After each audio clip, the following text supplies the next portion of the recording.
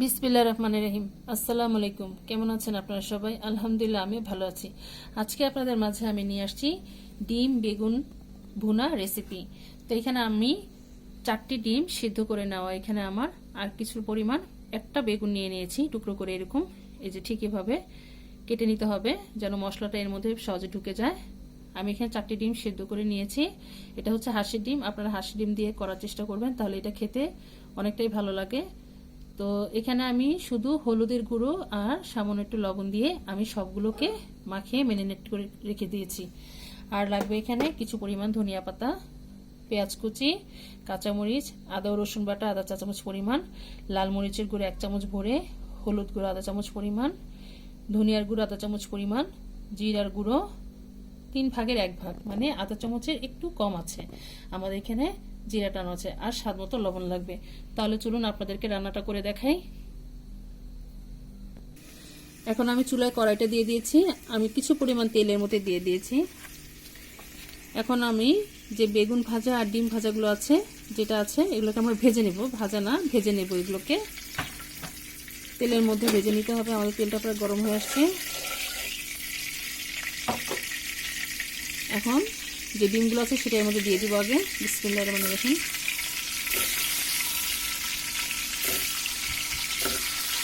ডিমগুলো ভাজা হয়ে আসলে তারপরে আমরা বেগুনগুলো ভেজে নেব। আগে ডিমগুলোকে ভেজে নেওয়া লাগবে। আপনারা চাইলে শুধু ভুনাও করতে পারেন, ভুনাও ভালো, ডিম সবভাবেই ভালো লাগে।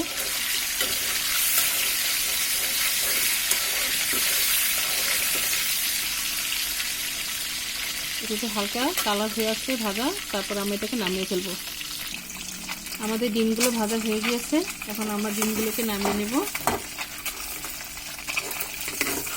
বেশি ভাজা প্রয়োজন নেই, হালকা ভেজে নিলেই হবে। এখন আমাদের যে বেগুনগুলো আছে সেটা এর মধ্যে দিয়ে দিচ্ছি।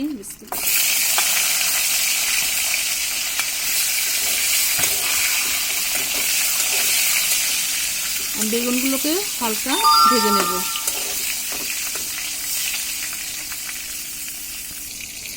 এখন আমাদের বেগুনগুলো ভাজা হয়ে গিয়েছে, এখন আমরা এগুলোকে নামিয়ে ফেলবো।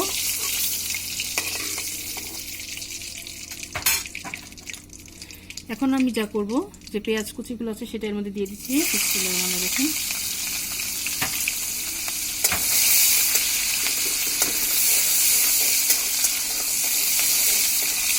পেঁয়াজটা বেশি লাল হওয়ার প্রয়োজন নেই, একটু সামান্য হালকা নরম হয়ে আসলে তারপর এর মধ্যে আমরা পানি দিয়ে মশলাগুলো অ্যাড করে দেব।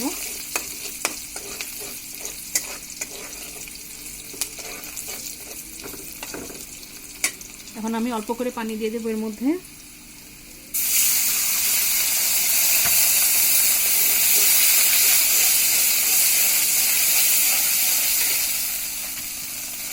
এখন আমাদের যে মশলাগুলো নেওয়া আছে, মরিচ, হলুদ গুঁড়ো, তারপরে মরিচের গুঁড়ো, ধনিয়া গুঁড়ো, জিরা গুঁড়ো, আদা বাটা সব একবারে এর মধ্যে দিয়ে দিব। এখন সব একত্র করে মশলাগুলোকে কষিয়ে নেব।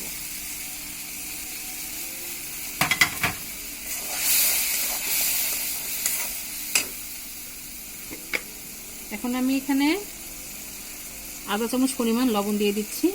আপনারা ডিম বেগুন অনুযায়ী মশলাগুলো অ্যাড করে নেবেন। এখন আমি এটাকে ভালোভাবে কষিয়ে নেব মশলাটাকে। আমাদের মশলাটা প্রায় কষানো হয়ে আসছে। এখন যে বেগুন ভাজাটা আছে এর মধ্যে আগে বেগুন ভাজাগুলো আমরা দিয়ে দিব এই কষানো মশলার মধ্যে।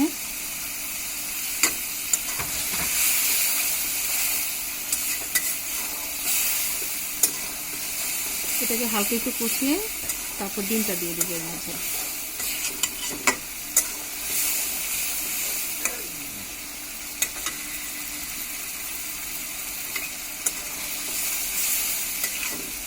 এখন আমরা ডিমটা ওর মধ্যে দিয়ে দিব।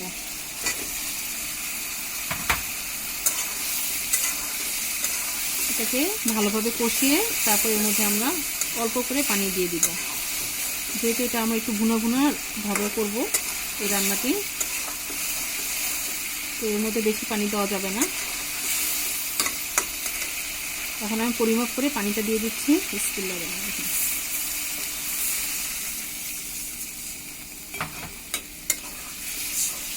ঠিক এরকম পানিটা থাকবে আমাদের। এই দেখুন, এর চেয়ে বেশি পানি আর দেওয়ার প্রয়োজন নেই।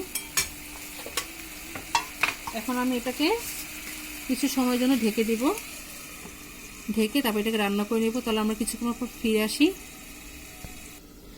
আমরা এখন চুলোর কাছে চলে আসছি। আমি অফ ক্যামেরায় এটাকে একবার নেড়ে দিয়েছিলাম তরকারিটাকে। এই যে দেখুন মাশাআল্লাহ ঘন হয়ে আসছে। এখন আমাদের যে ধনিয়া পাতা কুচি আছে সেটা এর মধ্যে দিয়ে দেব। ধনিয়ার পাতা কুচিটা দিয়ে দিলাম। এখন এটাকে হালকা একটু নেড়ে দেব। এই দেখুন মাশাআল্লাহ করে অনেকটাই ঘন হয়ে গিয়েছে আমাদের মশলাটি। এই যে দেখুন, এখন আর এটাকে চুলায় বেশিক্ষণ রাখার প্রয়োজন নেই, যেহেতু আমাদের এটা তরকারিটা রেডি। আমরা এটাকে নামিয়ে ফেলবো এখন। এই দেখুন, তাহলে চলুন আমরা পরিবেশনে চলে যাই। তৈরি হয়ে গেলো আমাদের মজাদার ডিম আর বেগুন দিয়ে ভুনা একটা রেসিপি, ডিম ভুনা রেসিপি, ডিম বেগুন ভুনা যেটা বলে।